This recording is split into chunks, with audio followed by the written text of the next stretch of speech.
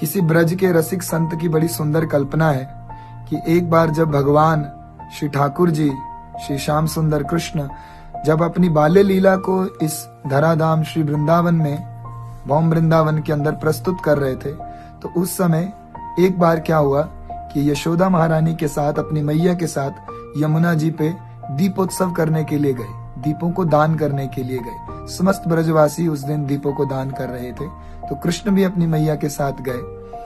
तो दीपों को दान करने का जब समय आया तो कृष्ण की चंचलता से वाकिफ यशोदा महारानी कृष्ण को ढूंढने के लिए जैसे ही मुड़ी, उन्हें वहां कृष्ण नहीं मिले, तो चिंता से विवल होती हुई यशोदा महारानी कृष्ण को पुकारने लगी, कहाँ है कृष्ण, कहाँ है कृष्ण। यमुना जी के बिल्कुल बीच में से अपने श्रीहस्त को, अपने प्यारे से हाथ को ऊपर उठाते हुए कृष्ण ने बोला कि मैया मैं तो यहाँ हूँ।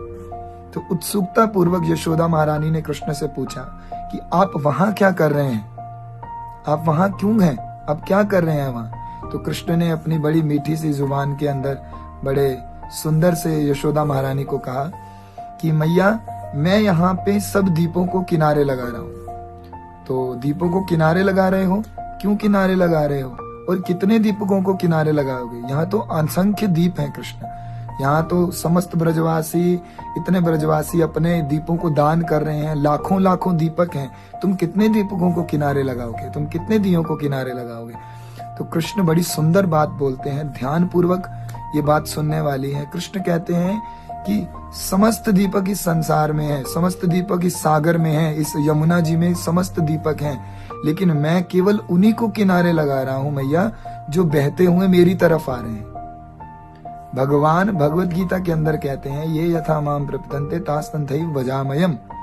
जो जीव जिस भाव से मेरी ओर चलता है, मैं उस जीव को उसी भाव से स्वीकार करता हूँ। भगवान इस संसार के अंदर प्रत्येक की जिम्मेदारी लेते हैं, उसके भरण पोषण की जिम्मेदारी सबके भरता भगवान हैं, इस चीज में कोई संदेह नहीं है। लेकिन जब बात इस भवसागर से पार करने की आती है, जब बात इस भवसागर से डूबते हुए व्यक्ति को बचाने की, विषयों से निकाल करके अपनी सेवा देने की जब बात आती है, तो कृष्ण केवल उन्हीं को किनारे लगाते हैं जो अपनी इच्छा से, अपनी स्वतंत्रता से भगवान श्री कृष्ण की सेवा को, भगवान श्री कृष्ण के साथ जुड़े हुए विषयों को, साधु संतों को, वैष्णवों को, हरि कथा को, हरि कीर्तन को और धाम सेवा, गौ सेवा, इन चीजों को चुनता है।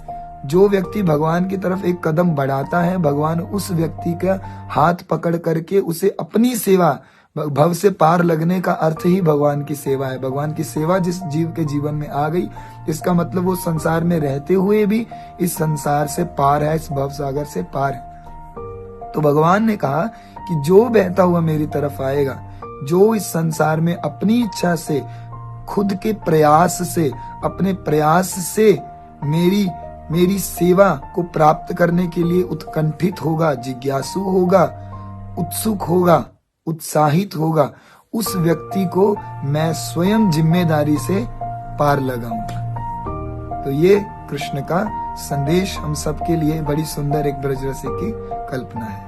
हरे कृष्ण।